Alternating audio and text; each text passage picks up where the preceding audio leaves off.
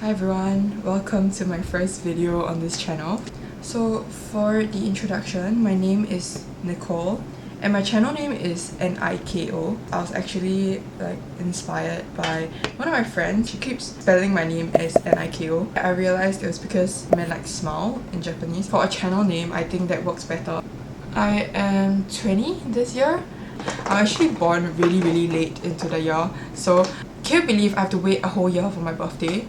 Insane. Anyways, so for the next fact, I am based in Singapore and Australia. I was born and raised in Singapore. I've been living here my whole life, but I moved to Australia last year in July for university, but I am currently in Singapore.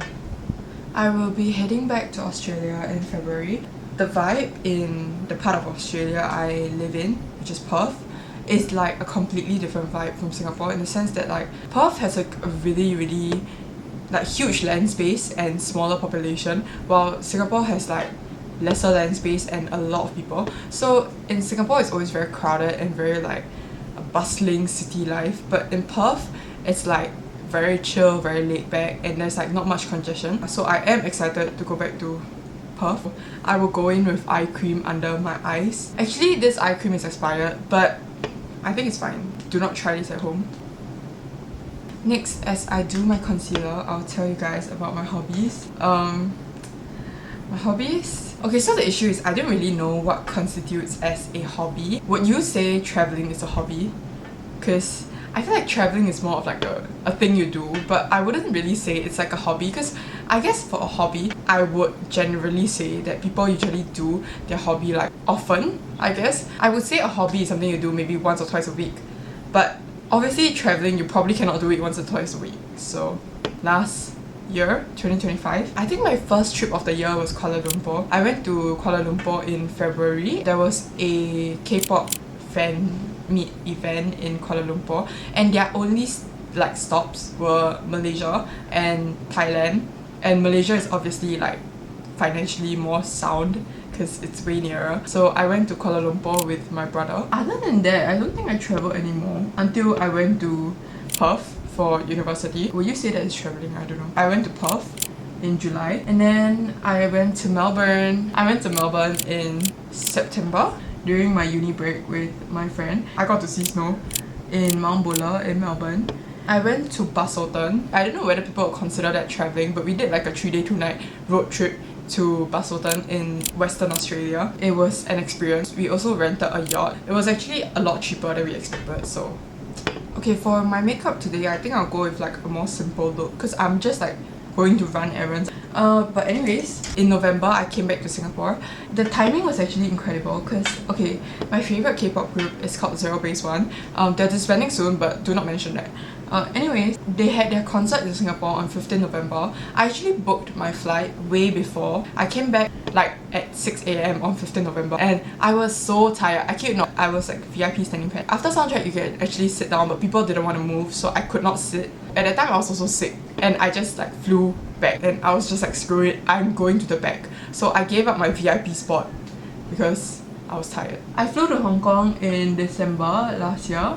Do you want to guess what it's for? Concert again.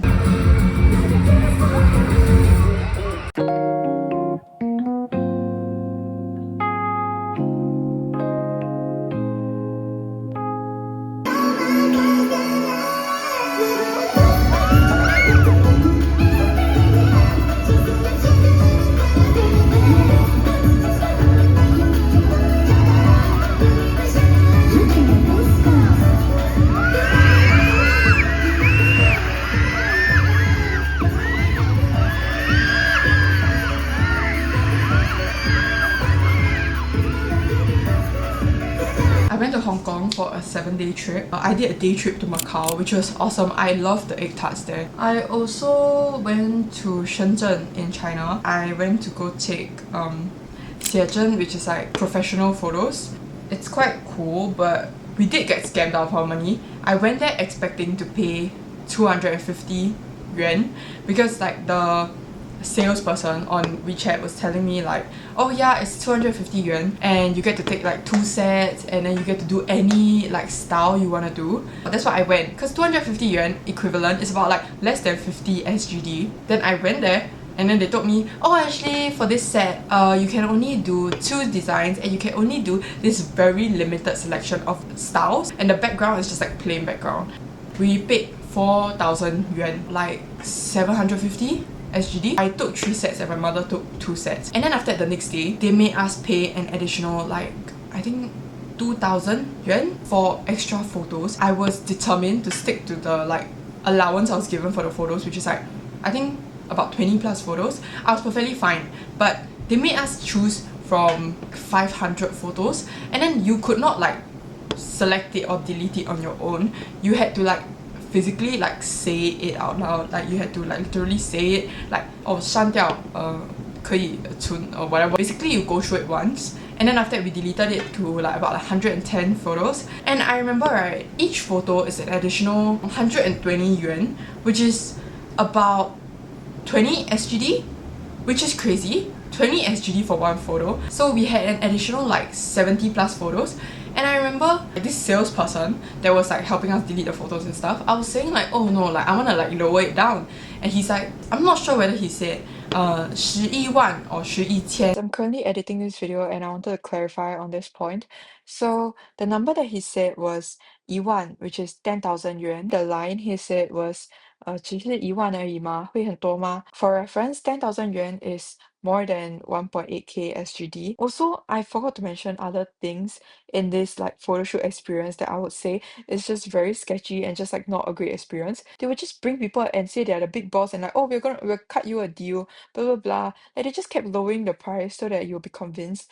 And I think me and my mom, we also had that kind of like mentality of like 来都来了, because we thought like 4,000 yuan, okay, it's a bit outrageous, but I think it's still like acceptable, right? Not knowing that we have to pay another like 3k for extra photos. When we were deleting the photos, we had first round of deleting where we deleted until 110 photos, and then after we said we wanted to delete it more, we deleted it down to 55, and then after that, I said like, oh, I want to lower it down even more. The salesperson says, oh, 不可以，已经锁定了, which makes absolutely no sense, firstly, because it is your system, you can just unlock it. Secondly, this was not made known to us in the first place. Even if this is not a scam, this is very much dishonest business and also very, very, very sketchy. Like so many things were just like not disclosed, and it just feels like they're just making their own shit up. I'll be like delete, delete, delete. And then after, the photographer was literally standing there and be like, do you not like the photos? I see you deleting it so quickly. And then he was like, 不要为了删而删. Like that means like, don't delete it just for the sake of deleting it. One photo is 120 yuan. No shit, I'm gonna wait 了删而删. You had to pay an additional 2,000 to 3,000 yuan. Anyways, we paid like 6,000 to 7,000 yuan for that like photo shoot. They sent us the photo album, and the photo album is so badly done. They keep adding random English words to the album. Like, it just logically makes no sense. Like, me and my mom were like discussing about this, and we were like, I feel like if someone didn't understand English and they saw this, they would be like, oh, like this is like 很有墨水. Like it seems very like sophisticated. But then if you understand English, you're like, what the heck are they talking about? It just doesn't make sense. Like, oh my god, I need to literally pull up the example. Okay, I don't think you can really see it here, but okay, let me read you what it says, okay? If you are not happy for me, will not let go is actually owned. When a gust of wind blew the kite to fly to the sky, to pray for you and wish to move, finally you disappear at the end of the human sea, only to find the most painful laugh cry. What? Okay, sorry. I feel like from this video, you can tell I'm a huge yapper, and when I have a story, I will keep yapping. Actually, I'm not even done with my introduction, you know. I still have like 4 more points that I saved in my phone. So me and my mom both like gave the person like instructions on how to change the text. This is the edit I gave them. I'm not sure whether you can really see it. And then I literally wrote here like 换内容, and then I also said like 可以的话就最后一句斜体, and I literally gave them an example, and then they did it so like weirdly, and sometimes when I tell them to change the content and not the font, they literally change the font and they use the font that I used for my like annotation thing, which is like so ugly because I think the annotation font is like Arial or something, because I used my iPad to do it. I literally gave them the text to change it to. Okay, so my greatest tip if you're going to do a xiechen in China or wherever, right, do your research properly. I got my xiechen from Xiaohongshu. They didn't give me the name of the shop, they just gave me the address. So it's a bit like, I would say it's very tough to book a reliable xiechen in China, especially if you are not like Chinese or you don't speak Chinese. My greatest tip would be you search the address on Xiaohongshu or Rednote, and then after that you put like a cai lei or pi lei or something like this. I think it's very easy to get scammed in these photo studios, so yeah. I would like to apologize for the background and the like slightly strange setup, and do not worry, hopefully I will have a better setup when I move back to Perth. Let me show you guys my setup right now. It's quite... Another hobby I wanted to talk about is I love learning languages. Currently, I speak English and Mandarin. I would say these two are like my most fluent languages. I went to school in Singapore where we study both Mandarin and English, so I would say I am fluent in English and Mandarin. I'm very happy that I was raised here and forced to learn Mandarin, because when I try to teach my friend Mandarin, I'm like, oh my god, learning Mandarin is so difficult if you're not like got born into learning it. I've been learning Korean for on and off about 7 years. I passed my TOPIK exam last year, so I'm currently TOPIK level 2, TOPIK 1 level 2. I am studying Korean in university as well, but when it comes to actually speaking Korean for like actually important situations, I kind of cannot. My Korean is not good conversationally, but I would say I read it pretty well and I can write pretty well. I used to study French just for fun, because like I felt like at the time everyone was studying French. I think I was studying French in 2017, so I was like 11 at the time. Actually, fun fact, for all my languages, I learned them on my own. I have never been to like an actual language school for like learning foreign languages. Korean, I've been learning on my own since I was 12. I would say my French is terrible. I have a terrible accent, and I gave up once I learned that there was like masculine and feminine forms, because like that is so difficult. I've been studying Japanese since like December last year, and I was inspired because since I can speak Chinese and Korean, I figured Japanese would be an interesting addition, also because it might be slightly easier since like kanji is like very close to Chinese, and like I kind of get the vibes based on the word. But right now my Japanese is like very bad because I don't consume any Japanese media. Do you all want to hear me speak Japanese? No, you will not get to hear me speak Japanese because I am embarrassed. I feel like I need more hobbies. Maybe someday I'll make a video talking about finding my hobby. Do you all know the like proverb, phrase, idiom of like jack of all trades, master of none? I think that phrase very well describes me. When I was younger, I used to learn violin, so I did violin until I was 9. It shaped my future hobbies as well. I also studied music theory as part of like, you know, my exams. Apart from violin, the other instruments I have played before are piano, guitar, ukulele, and violin. Yeah, so there's 4. Oh my god, my lips look so red on the camera, guys. It's not that bad in real life.